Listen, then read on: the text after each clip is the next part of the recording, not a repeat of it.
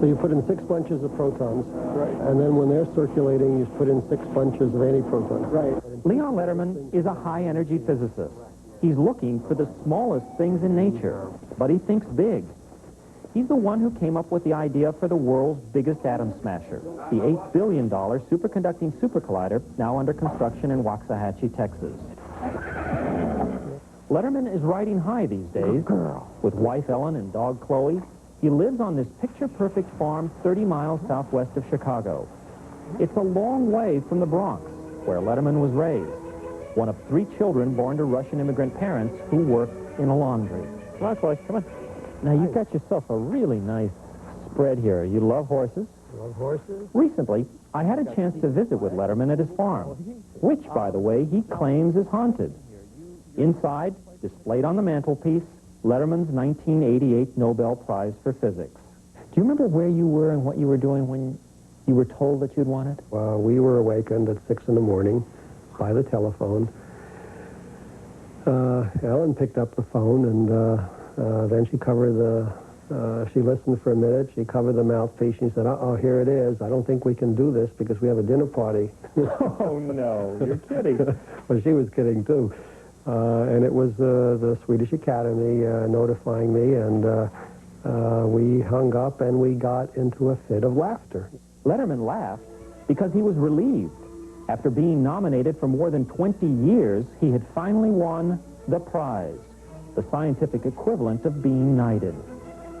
Now that you have the prize, I mean, how's your life changed? Do people treat you differently? That's a good question. I didn't expect that the aura would be so powerful. It is powerful. You know, all over Chicago, I'm introduced as the winner of the Nobel Peace Prize in Physics. Oh, no. but it really opens doors. It really does. You know that Einstein never liked the quantum theory. Lederman has always been dedicated to teaching. 10 years ago, he helped start this special school in Aurora, Illinois, for whiz kids in science and math. Galileo. He invented the inclined plane. Who's he going to catch? And last year, he helped start this special academy in Chicago, dedicated to retraining, reinvigorating every single science and math teacher in the state of Illinois. What do you think the basic problem is? I mean, what's your approach to science education to make it work? Science is fun. Every child is born a scientist, and as soon as the child learns to talk, he starts to, or she starts to do science questions. You know, why does the sky blue? Why do the clouds stay up there? Will I use up all my words if I talk too much? Incredibly clever questions that these kids keep asking, you see. And so that's the thing you can build on. But we don't. Our school system is such as to hammer their curiosity out of them. You know, keep quiet, obey, sit still, don't be restless.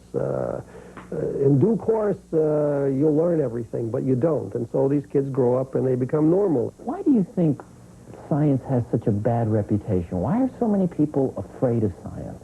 Look at Hollywood. What's the picture of science in Hollywood? A white coat, very thick glasses, stroking a cat, and in a heavy German accent, "The matter of he destroyed the world." That's the scientist on Hollywood. We got to change that.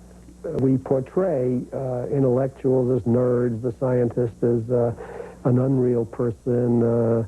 Honey, I Shrunk the Kids, you know, a bumbler. Okay. When did you ever see a movie where a scientist sort of rides off into the sunset, having won the girl and so on? Very rarely. And it's now 12 minutes before the hour. The winners and the losers in the Super Bowl, not the team.